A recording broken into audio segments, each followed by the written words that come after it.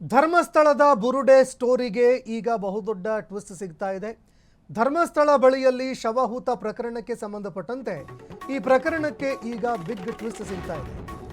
ಬಂಗ್ಲೆ ಗುಡ್ಡದಲ್ಲಿ ಅಸ್ಥಿಪಂಜರ ಕೇಸ್ಗೆ ಮಹತ್ವದ ತಿರುವು ಸಿಕ್ತು. ಡಿಎನ್ಎ ಪರೀಕ್ಷೆಯಲ್ಲಿ 3 ಅಸ್ಥಿಪಂಜರಗಳ ರಹಸ್ಯ ಬಯಲಾಗಿದೆ. 3 ಅಸ್ಥಿಪಂಜರದ ಡಿಎನ್ಎ ಪತ್ತೆಯಾಗಿದೆ. ಈಗ ಕೊಡಗು ಜಿಲ್ಲೆ ಟಿ ಶೆಟ್ಟಿಗೇರಿಯ ಯುಬಿ ಅಯ್ಯಪ್ಪ, ತುಮಕೂರು ಜಿಲ್ಲೆ ದಾಸರಕಲ್ಲಹಳ್ಳಿಯ ಆದಿಶೇಷ, ಕೋಲಾರದ ಮೀಸಗಾಣಹಳ್ಳಿಯ ಕೃಷ್ಣಪ್ಪ ಇವರ ಡಿಎನ್ಎಗಳು ದೃಢ ಆಗಿದ್ದಾವೆ. 3 ಕುಟುಂಬಸ್ಥರ ಡಿಎನ್ಎ ಪಡೆದುಕೊಂಡು ಪರಿಶೀಲನೆ ಮಾಡಲಾಗಿತ್ತು. ಕುಟುಂಬಸ್ಥರಿಗೆ ಅಸ್ಥಿ ಪಂಜರದ ಡಿಎನ್ಎ ಮ್ಯಾಚಿಂಗ್ ಆಗಿದೆ ಅನ್ನೋ ಮಾಹಿತಿಗಳು ಲಭ್ಯವಾಗ್ತಾ ಇದೆ. ಅಂದರೆ ಯಾವ ಅಸ್ಥಿ ಪಂಜರವನ್ನು ಅಲ್ಲಿಂದ ಸಂಸ್ಕರಣೆ ಮಾಡಲಾಗಿತ್ತು, ಅಲ್ಲಿಂದ ಪಡ್ಕೊಂಡಿದ್ರು. ಅದಾದ ನಂತರದಲ್ಲಿ ಆ ಒಂದು ಅಸ್ಥಿ ಪಂಜರದಿಂದ ಡಿಎನ್ಎನ ಕಲೆಕ್ಟ್ ಮಾಡೋದು ತುಂಬ ಕಷ್ಟಕರ ಆಗುತ್ತೆ. ಆದರೂ ಕೂಡ ಅದರಿಂದ ಡಿಎನ್ಎ ಸಂಸ್ಕರಣೆ ಮಾಡಿದರು. ಅದಾದ ನಂತರದಲ್ಲಿ ಡಿಎನ್ಎ ಮ್ಯಾಪಿಂಗ್ ಕೂಡ ರೆಡಿ ಆಯಿತು. ಅದಾದ ನಂತರದಲ್ಲಿ ಏನು ಅವರ ಕುಟುಂಬಸ್ಥರಿಂದ ಏನು ಪಡೆದುಕೊಳ್ಳಲಾಗಿತ್ತು ಡಿಎನ್ಎ, ಅದರ ಒಂದು ಡಿಎನ್ಎ ಮ್ಯಾಪ್ ಕೂಡ ರೆಡಿ ಮಾಡಲಾಯಿತು. 2ರ ಜೊತೆಗೆ ಮ್ಯಾಚ್ ಮಾಡಿ ನೋಡಿದಾಗ 2 ಬ್ಲೂ ಪ್ರಿಂಟ್ಗಳು ಮ್ಯಾಚ್ ಆಗಿದೆ. ಹೀಗಾಗಿ ಆದಿಶೇಷ, ಕೃಷ್ಣಪ್ಪ, ಯುಬಿ ಅಯ್ಯಪ್ಪ ಈ 3 ಒಂದು ಕುಟುಂಬಸ್ಥರ ಡಿಎನ್ಎ ಜೊತೆಗೆ 3 ಡಿಎನ್ಎಗಳು ಮ್ಯಾಚ್ ಆಗಿದ್ದಾವೆ.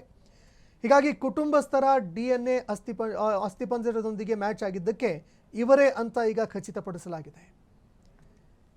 ಇನ್ನು ಏನಾಗಿತ್ತು, ಅಲ್ಲಿಗೆ ಅಸ್ಥಿಪಂಜರ ಹೋಗೋದಕ್ಕೆ ಕಾರಣ ಏನು, ಮತ್ತೊಂದು ಮಗದೊಂದು, ಈ ಎಲ್ಲದರ ಬಗ್ಗೆ ಮುಂದೆ ತನಿಖೆ ಆಗುತ್ತೆ. ಧರ್ಮಸ್ಥಳ ಬಂಗ್ಲೆ ಗುಡ್ಡ ಬುರುಡೆ ಪ್ರಕರಣಕ್ಕೆ ಸಂಬಂಧಪಟ್ಟಂತೆ ಈಗ ಇದರ ರಹಸ್ಯವನ್ನು ಭೇದಿಸಿದ್ದಾರೆ ಪೊಲೀಸ್ ಅಧಿಕಾರಿಗಳು. 3 ಅಸ್ಥಿಪಂಜರದ ಡಿಎನ್ಎ ಪತ್ತೆಯಾಗಿತ್ತು.